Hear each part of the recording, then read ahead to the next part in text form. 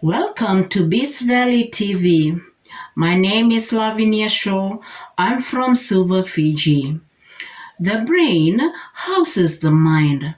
However, the mind is an abstract entity which cannot be seen or measured, but is manifested by the actions of an individual.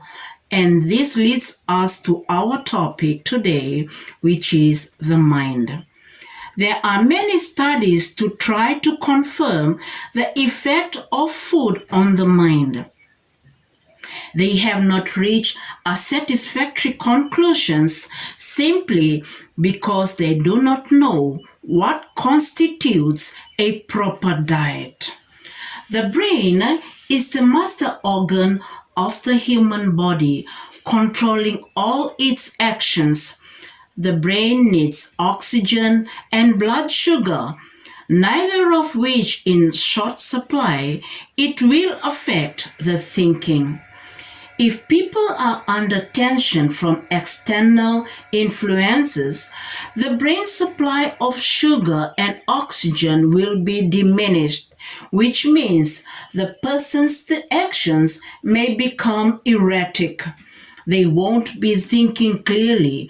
Contributing to this problem is malnutrition. You need a proper diet. Some people think that a full belly is proper diet. Proper diet is found in the Bible, and I have already mentioned it in a video dealing with the 8 laws of health. The brain has very fine capillaries that transports its nutrients, which is blood sugar and oxygen. These capillaries are very easily blocked by an improper diet consisting of free oil, meat, and food that is high in cholesterol. Let's look at these scenarios. Judy, an attractive staff member in a hotel chain, happy and successful in her occupation, fell into an affair which resulted with an illegitimate child. The child became ill shortly after birth and underwent surgery, but as skillful as the doctors were, the baby died.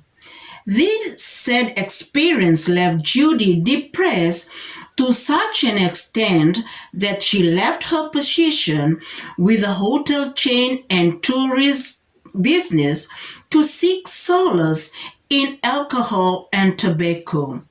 These substances are no cure for depression and actually made the depression become worse. Coupled with tobacco and alcohol was a neglect to eat regular and adequate food, which resulted in malnutrition. Compounding to the problem, a benefactor met with Judy and began caring for her by providing proper meals, reducing the use of alcohol, and encourage Judy to enter in a course of instruction from a university so she can regain her manager's position. All was progressing well until the last part of the course of instruction, which was first aid. It is possible that first aid revived memories for Judy. During some months of proper care, Judy came out of her depression and was again a bright and happy girl. But the benefactor was called away to other things, and during that absence, Judy again resorted to alcohol and tobacco, and also poor nutrition. Her condition deteriorated rapidly, and she became a patient in the mental hospital, where the doctors, in their wisdom, were applying drugs to her. It is well known that drugs do offer short-term relief to problems, but cannot produce a cure for what is a mental problem.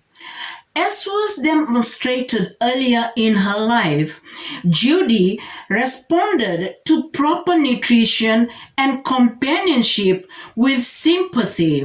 But the patient must respond and resolve to make changes to their way of life in order to rise above a condition such as depression.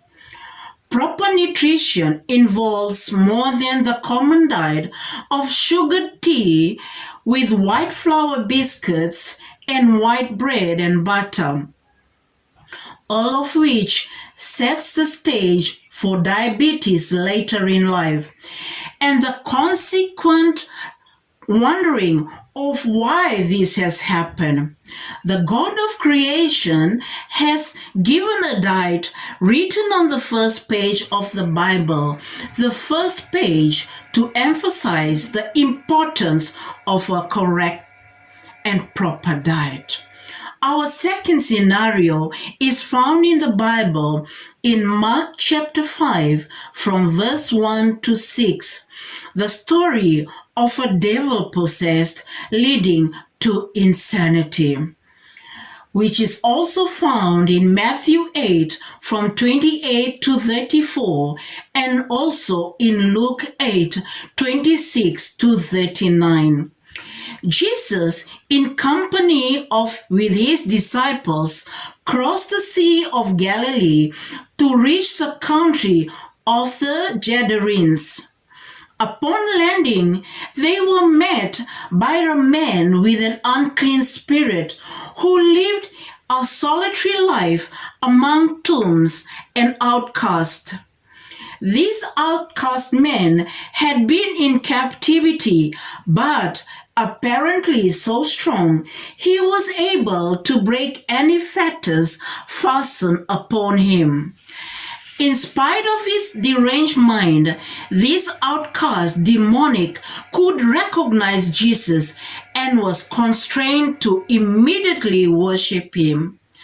The Gadarenes were Jews who should have known about correct diet.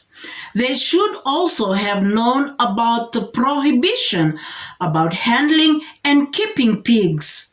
No doubt, the pigs were kept for market, and it is probable the owners also ate pigs.